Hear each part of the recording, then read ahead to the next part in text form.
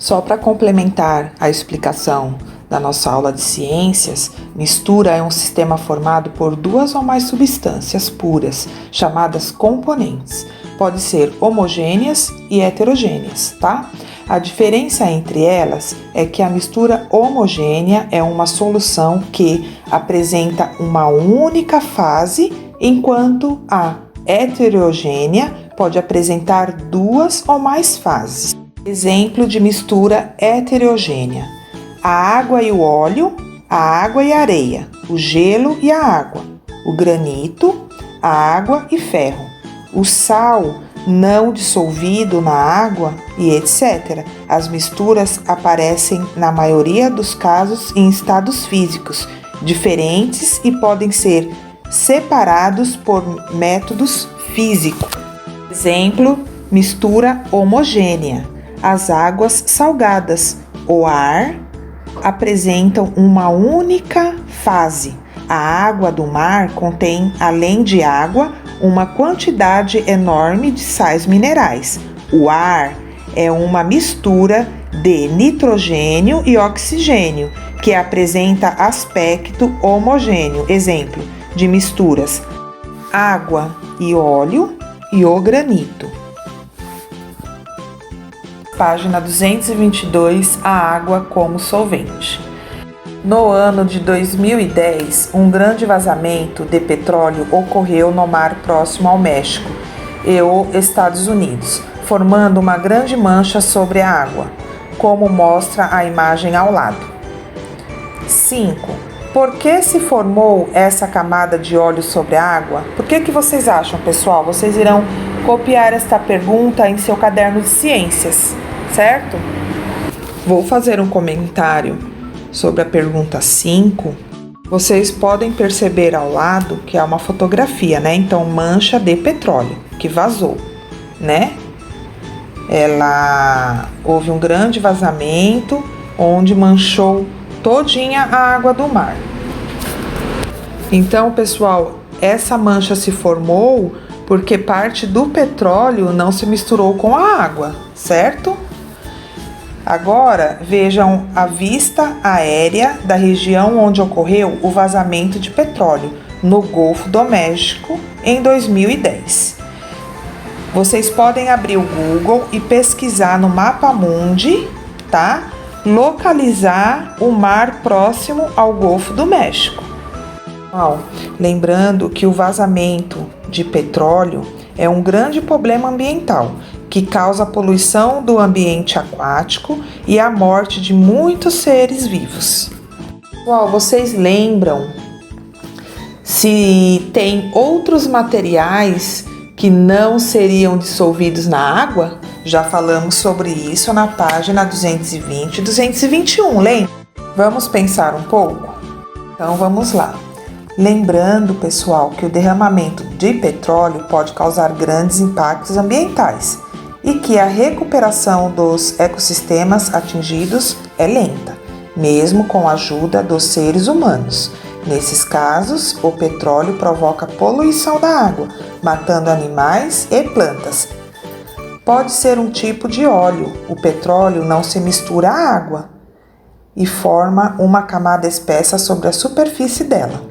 Isso bloqueia a entrada da luz solar na água, prejudicando as algas e os micro-organismos que necessitam de luz para produzir o próprio alimento. Os peixes que entram em contato com o petróleo podem ficar com as brânquias impregnadas e morrer por asfixia. As aves marinhas e os mamíferos podem ficar cobertos de petróleo e não conseguir regular a temperatura do corpo, morrendo por hipotermia. As aves também podem morrer afogadas por não conseguirem voar. Além disso, se o petróleo chegar às regiões litorâneas, pode prejudicar as praias, deixando-as impróprias para banho. E os manguezais, danificando áreas de procriação de diversos animais. Deu para entender, pessoal, quando acontece um derramamento de óleo no mar? Olha só. Agora vamos continuar. A água é capaz de dissolver diversos componentes sólidos, líquidos e gasosos. Por isso, ela é chamada solvente universal. No entanto, alguns componentes não se dissolvem na água. Observe abaixo duas misturas. A. Ao misturar o óleo vegetal e água em um copo, formam-se duas camadas, a de óleo e a de água. Isso ocorre porque o óleo vegetal não se dissolve na água, ou seja, é um componente insolúvel em água. Deu para entender, pessoal? Então veja aqui o copo com água, tá? Eu coloquei o copo com água e o óleo, então dividiu. Então é uma composição insolúvel. B. Ao misturar sal de cozinha e água em um copo, não é possível identificar visualmente o sal. E isso ocorre porque o sal se dissolve completamente na água, ou seja, é um componente solúvel em água. Água com sal. Observe o copo com água, foi colocado sal, mexeu, então não dá para você perceber o sal. Somente a água no copo. E agora, pessoal, qual das citações acima melhor apresenta o vazamento de petróleo citado no início desta página? Sim, pessoal, a primeira situação, a A, tá? É a primeira situação, que envolve o óleo vegetal e a água, pois assim como o óleo vegetal, o petróleo não se dissolve na água, sendo possível identificar a camada sobre a água. No ambiente, a água geralmente apresenta componentes dissolvidos nela. Assim, a água totalmente pura não é observada no ambiente. 6. Classifique as misturas mostradas nas fotos acima em heterogênea ou homogênea e justifique sua resposta. Vocês irão colocar esta pergunta em seu caderno de ciências, tá? Ou responder na própria apostila.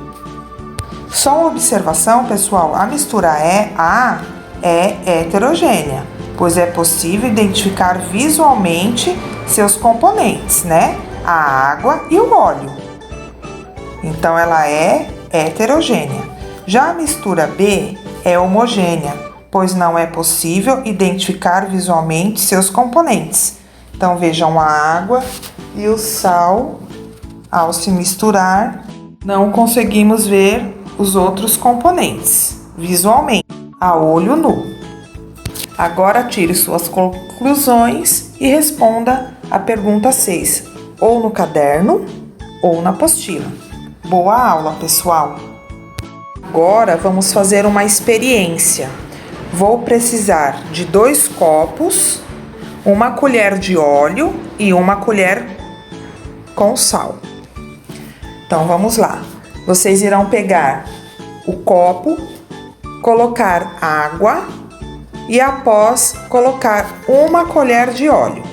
Em seguida, pegue um copo, coloque água e coloque uma colher de sal. Mexa e observe. Agora, tire suas conclusões e mostre aos seus familiares a sua experiência. Explique o que aconteceu com as duas misturas. Se possível, você pode gravar um vídeo e mandar para a Pro por via WhatsApp. Seria muito interessante. Até a próxima!